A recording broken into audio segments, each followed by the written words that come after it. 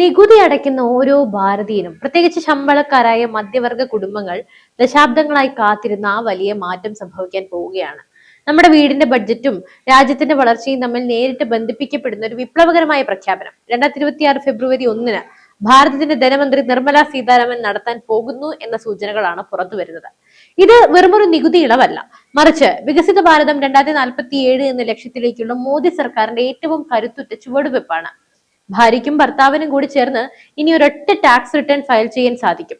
30% എന്ന ഉയർന്ന നികുതി സ്ലാബിൽ നിന്ന് ലക്ഷക്കണക്കിന് യുവാക്കൾക്ക് മോചനം ലഭിക്കും. നിങ്ങളുടെ പോക്കറ്റിലെ പണം ലാഭിക്കാൻ സർക്കാർ കരുതി വെച്ചിരിക്കുന്ന ഈ മാജിക് നമ്പറുകൾ എന്തൊക്കെയാണ്? ഇന്ത്യയെ ലോകത്തിന്റെ സാമ്പത്തിക നെടുന്തൂണാക്കി മാറ്റുന്ന, സാധാരണക്കാരന്റെ ജീവിത നിലവാരം ഉയർത്തുന്ന ചരിത്രപരമായ മാറ്റങ്ങളെ കുറിച്ചാണ് നമ്മൾ ഇന്ന് പരിശോധിക്കുന്നത്. വീഡിയോ മുഴുവനായും കാണുക, കാരണം ഇത് നിങ്ങളുടെ കുടുംബത്തിന്റെ സാമ്പത്തിക ഭാവി മാറ്റിമറിച്ചേക്കാം. ലോകം സാമ്പത്തിക മാറ്റത്തെക്കുറിച്ച് ആശങ്കപ്പെടുമ്പോൾ ഭാരതം എന്ന ലോകത്തിലെ മൂന്നാമത്തെ വലിയ സാമ്പത്തിക ശക്തിയായി തലയുയർത്തി നിൽക്കുകയാണ്. ഇത് യാദൃശ്ചികമായി സംഭവിച്ചതല്ല. നരേന്ദ്രമോദി സർക്കാരിന്റെ ദീർഘവീക്ഷണത്തോടെയുള്ള സാമ്പത്തിക നയങ്ങളുടെ ഫലമാണിത്. കഴിഞ്ഞ 10 വർഷത്തിനിടയിൽ ഭാരതത്തിന്റെ ടാക്സ് ബേസ് ഇരട്ടിയിലധികമായി വർദ്ധിച്ചു. GST വഴിയുള്ള റെക്കോർഡ് വരുമാനം രാജ്യത്തിന്റെ അടിസ്ഥാന സൗകര്യ വികസനത്തിന് കരുത്തേകുകയാണ്. എന്നാൽ രാജ്യം വളരുമ്പോൾ ആ വളർച്ചയുടെ ഗുണഫലങ്ങൾ നേരിട്ട് ഓരോ പൗരന്റെയും കൈകളിലേക്ക് എത്തണമെന്ന നിർബന്ധം സർക്കാരിനുമുണ്ട്. അതുകൊണ്ടാണ് 2026 ബഡ്ജറ്റിൽ ശമ്പളക്കാരെയും കുടുംബങ്ങളെയും ലക്ഷ്യമിട്ടുള്ള വലിയ വലിയ പ്രഖ്യാപനങ്ങൾ ഉണ്ടാകുന്നത്. ഈ ബജറ്റിലെ ഏറ്റവും വലിയ ഗെയിം ചേഞ്ചർ എന്ന് വിശേഷിപ്പിക്കപ്പെടുന്നത് എന്താണെന്ന് അറിയാമോ? ജോയിന്റ് ടാക്സേഷൻ ആണ്. എന്താണ് ഈ ജോയിന്റ് ടാക്സേഷൻ എന്ന് ഞാൻ വ്യക്തമായി പറഞ്ഞുതരാം. നിലവിൽ ഭാരതത്തിൽ ഓരോ വ്യക്തിയും അവരുടെ വരുമാനത്തിന് വ്യക്തിഗതമായിട്ടാണ് നികുതി നൽകുന്നത്.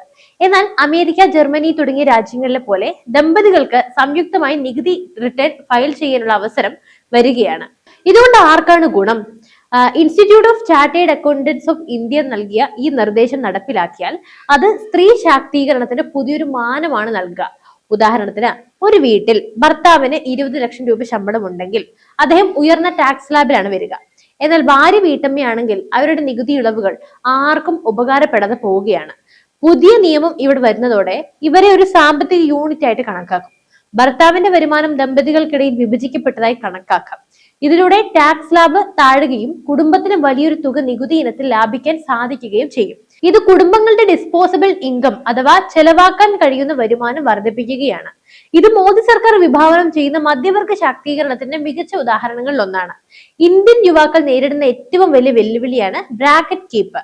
ഒരു എഞ്ചിനീയറിംഗ് ബിരുദധാരിക്ക് തുടക്കത്തിൽ കിട്ടുന്ന നല്ലൊരു ശമ്പളം പോലും അയാൾ 30% നികുതി സ്ലാബിലേക്കാണ് എത്തിക്കുന്നത്. പണപ്പെരുപ്പം കാരണം സാധനങ്ങളുടെ വില കൂടുമ്പോൾ ശമ്പള വർധനവ് കൊണ്ട് യാതൊരു പ്രയോജനവും കിട്ടാത്ത അവസ്ഥയാണിത്. ഇത് ഒഴിവാക്കാൻ വേണ്ടി 2026 ബജറ്റിൽ സുപ്രധാന മാറ്റങ്ങൾ വേറെയും പ്രതീക്ഷിക്കുന്നുണ്ട്. സ്ലാബ് വർധനവ്. നിലവിൽ 24 ലക്ഷത്തിന് മുകളിൽ 30% ടാക്സ് എന്നത് 35 ലക്ഷം രൂപയാക്കി ഉയർത്താൻ സാധ്യതയുണ്ട്. ഇൻഡെക്സേഷൻ. ടാക്സ് സ്ലാബുകളെ ഉപഭോക്തൃ വില സൂചികയുമായി ബന്ധിപ്പിക്കുന്നു. അതായത് പണപ്പെരുപ്പം കൂടുന്നതിനനുസരിച്ച് ഓരോ വർഷവും ടാക്സ് സ്ലാബുകളിൽ മാറ്റം വരുത്തും. ഇത് നടപ്പിലായാൽ നിങ്ങൾ കഠിനാധ്വാനം ചെയ്ത് നേടുന്ന പണം നികുതിയായി പോകാതെ നിങ്ങളുടെ തന്നെ കൈകളിൽ ഇരിക്കും. യുവാക്കൾക്ക് സമ്പാദിക്കാനും നിക്ഷേപിക്കാനുള്ള വലിയൊരു അവസരമാണിത്. ഉയർന്ന വരുമാനമുള്ള പ്രൊഫഷണലുകളെ സംബന്ധിച്ചിടത്തോളം നിലവിലെ 50 ലക്ഷം എന്ന ഡിസ്ചാർജ് പരിധി വലിയൊരു ബാധ്യതയാണ്. ജോയിന്റ് ടാക്സേഷൻ വരുന്നതോടെ ഈ പരിധി 75 ലക്ഷമായോ 1 കോടിയായോ ഒക്കെ ഉയർത്താൻ സാധ്യതയുണ്ട്. രാജ്യത്തിന്റെ വളർച്ചയ്ക്ക് നികുതി നൽകുന്നവരെ ബഹുമാനിക്കണമെന്ന പ്രധാനമന്ത്രിയുടെ വാക്കുകൾ ഇവിടെ അന്വർത്ഥമാവുകയാണ്. നികുതി ഭാരം കുറയ്ക്കുന്നതോടെ കൂടുതൽ ടാലന്റുകൾ ഭാരതത്തിൽ തന്നെ നിൽക്കാനും ബിസിനസ്സുകൾ വളർത്താനും ഇത് പ്രേരിപ്പിക്കും. സ്വന്തമായി ഒരു വീട് എന്നത് ഓരോ ഇന്ത്യക്കാരന്റെയും സ്വപ്നമാണ്.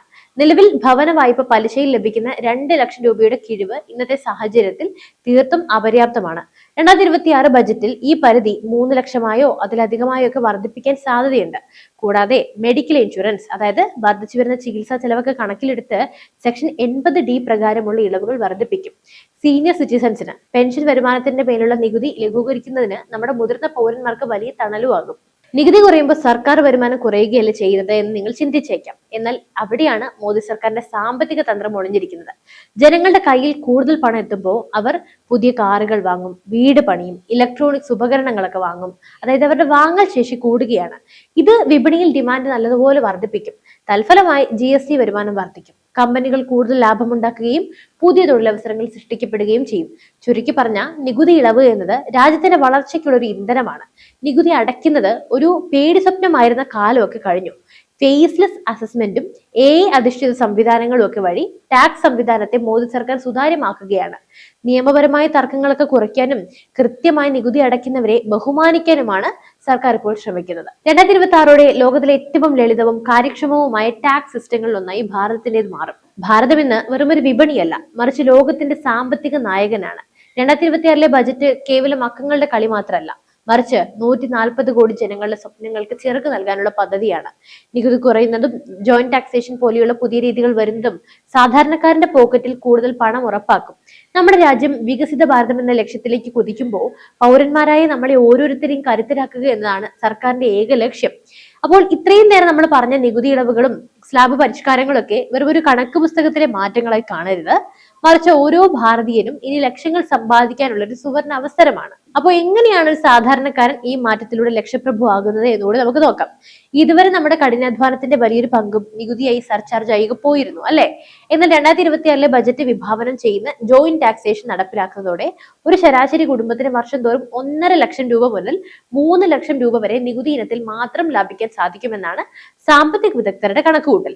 ഈ ലാഭിക്കുന്ന തുക വെറുതെ ഇരിക്കാനുള്ളതല്ല. ഭാരതത്തിന്റെ കുതിച്ചുയർന്ന ഓഹരി വിപണിയിലോ മ്യൂച്വൽ ഫണ്ടുകളിലൊക്കെ അല്ലെങ്കിൽ സർക്കാർ ബോണ്ടുകളിലൊക്കെ നിക്ഷേപിച്ചാൽ അടുത്ത 10 വർഷത്തിനുള്ളിൽ അത് 50 ലക്ഷം രൂപ മുതൽ 1 കോടി രൂപ വരെയായി വളരാനുള്ള സാധ്യതയുണ്ട്. അതായത് സർക്കാർ നിങ്ങളുടെ നികുതി ഭാരം കുറയ്ക്കുമ്പോൾ യഥാർത്ഥത്തിൽ നിങ്ങളുടെ കയ്യിൽ ഒരു നിക്ഷേപ മൂലധനം കൂടിയാണല്ലോ വരുന്നത്. സാധാരണക്കാരൻ എപ്പോഴും കടക്കെണിയിലൊക്കെ കഴിയണമെന്ന് ആഗ്രഹിച്ച ആ ഒരു പഴയകാല ചിന്താഗതികളൊക്കെ മാറി. പൗരന്മാർ സമ്പന്നരായാൽ മാത്രമേ നമ്മുടെ രാജ്യത്തിന് വികസനം ഉണ്ടാകുള്ളൂ. നരേന്ദ്രമോദിയുടെ ഈ ദൃഢനിശ്ചയമാണ് ഇവിടെ നമുക്ക് കാണാൻ സാധിക്കുന്നത്. ഇന്ന് ഭാരതം ലോകത്തിന്റെ സ്റ്റാർട്ടപ്പ് ഹബ്ബ് കൂടിയാണ്. നികുതി സ്ലാബുകളൊക്കെ 35 ലക്ഷം രൂപ വരെയായി ഉയർത്തപ്പെടുമ്പോൾ യുവാക്കൾക്ക് തങ്ങളുടെ വരുമാനം ബിസിനസ്സുകളിൽ പുനർനിക്ഷേപം നടത്താനും സാധിക്കും.